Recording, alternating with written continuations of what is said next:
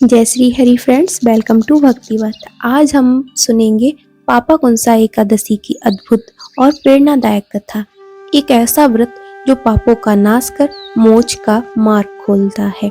सनातन परंपरा में एकादशी तिथि का अत्यंत विशेष स्थान है। कहते हैं एकादशी व्रत से विष्णु की कृपा मिलती है और जाने अनजाने में किए गए पापों को नाश होता है। आज की कथा उसी महिमा का वर्णन है। पापा कुंसा एकादशी, जिसे मोक्ष प्रदायक भी एकादशी कहा जाता है। बहुत समय पहले विंध्य पर्वत की तलहटी में कृतवीर नामक एक निर्दयी शिकारी रहता था। उसका हृदय कठोर और आंखें पाप से अंधी थीं। वह निर्भय होकर जंगली जीवों को मारता, धन इकट्ठा करता और दूसरों पर अत्याचार करता। उसकी हर सुबह हत्या से शुरू होती थी और अंत रात उसकी भय से खत्म होती। एक दिन जीवन की किताब का पन्ना पलट गया। मृत्यु के यमदूत आए और उसे यमलोक की ओर ले जाने लगे। कृतवीर का श्वास थम गया। डर के मारे उसने यमदूतों से विनती की कि हे दूतों, कहीं कोई ऐसा उपाय नहीं है जिससे कि मुझे मोक्ष प्राप्त हो सके।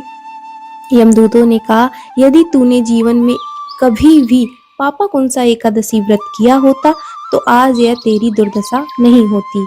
यह व्रत ऐसी शक्ति रखता है कि वह मनुष्य के अनजाने में पापों को भी धुल देता है और उसे विष्णु लोक तक ले जाता है।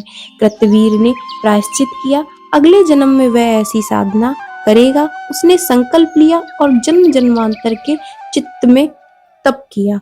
उसके आत्मा ने अंतिम प्रदर्शन में सच्ची पछतावे और भक्ति का भाव अपनाया और अंततः उसे वैराग और भक्ति का फल मिला। कथा यही बताती है कि सच्ची श्रद्धा और व्रत का संकल्प किसी भी पापी का मोक्ष की ओर ले जा सकता है। इसीलिए पापा कुंसा एकादशी को मोक्ष प्रदायक एकादशी कहा गया है। जो भक्त श्रद्धा से इस दिन व्रत करें, उसका जीवन शुभ और मंगलमय होता है। व्रत की विधि संक्षेप में जानते हैं।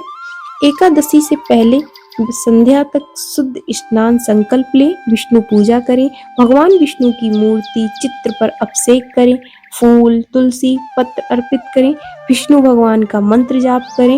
ओम नमो भगवते वासुदेवाय नमः या वैकुंठ मंत्र का जाप करें। पूरी रात भजन जाप करें।